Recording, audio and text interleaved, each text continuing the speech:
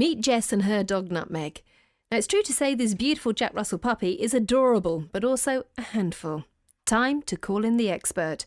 Dog behaviourist Pippa Ducet visits owners and their pets at home to assess the cause of the problems. Hello.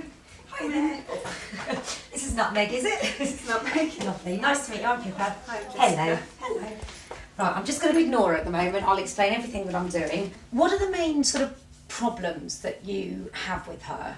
Obviously, excitement when you come in and things like that. And That's the main thing. She gets very overexcited when new people come in, or when we come back in again. She gets very excited, wants to jump up, and sort of she nips a tiny bit. Right. Dogs respond to 4 main rewards. Eye contact is hugely powerful. Us as humans, we sort of just rely on our voice now and what we're saying. But eye contact to dogs is absolutely key, really. What you probably find when you come in through the front door is the first thing you do, she's such a cute little bundle here, first thing you do is look at her. So that's an invitation to do something. If you were to stand outside and stare at someone, or you're in a pub or something, you stare at someone for too long, they will come up to you and say, what do you want? So eye contact is hugely powerful. Touching them, talking to them and feeding them. Now, if you come in the front door, for example, and she's all excited and you look at her, and if you tell her no and push her down, that's eye contact, touching her and talking to her. So there's 3 rewards for doing that behaviour. Wouldn't matter if you said no, so you're blue in the tooth, she will just carry on doing it, because even though you're saying no, she's still getting that attention. So by far the better way is use your body. 95% of what dogs respond to is body language. So, for example, she's being good now, which is amazing. But should you be jumping up, what I would do, if I were to look at her and push her down and say no, that's 3 rewards for doing that behaviour. So what I would do is turn away, use your body, be very negative like that. Use something, use the cushions at your disposal and things. So should she be jumping up, talk to your partner, even if you're saying she's jumping up, what are we going to do, anything like that. Use something like this just to get her on the floor, and as soon as she's on the floor, good girl, good girl. And what you've done there is completely change the balance. So instead of inadvertently rewarding all the negative behaviour, you're telling her what's right, and you're going to get a dog that's calmer and much more relaxed. The key to it is, though, dogs are opportunistic completely, and with you, she knows where she is, and you and your partner, she knows where she is in the hierarchy of things. She will try more, or try to jump up more at new people coming in the front door. Is that...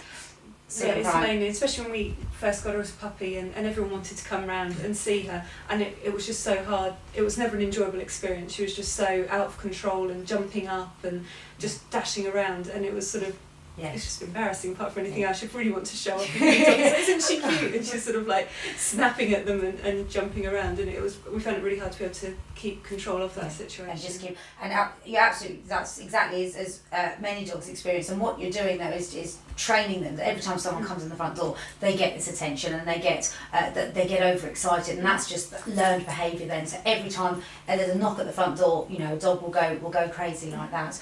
So the key thing is to train your guests, and I know that sounds silly, but you need to tell people, warn them before they come to the house, do not look at her when you first come in.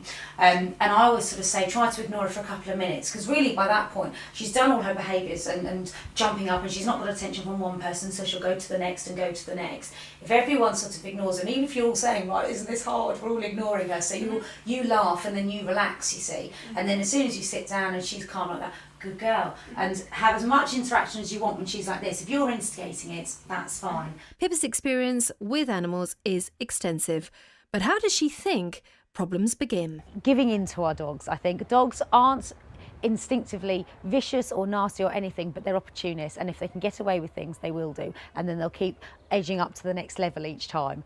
So people who've ended up with aggressive dogs, there's been a sequence of events and behaviours that they've let the dog get away with before that.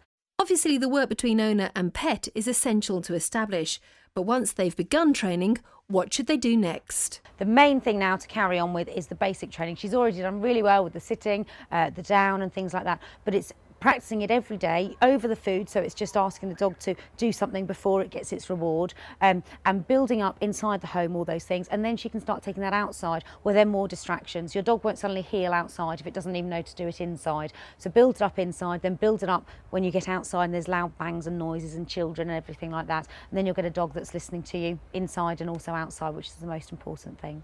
To find out more about Pippa and her work, visit the website bestbehaviourschoolfordogs.co.uk or call 0779 100 204.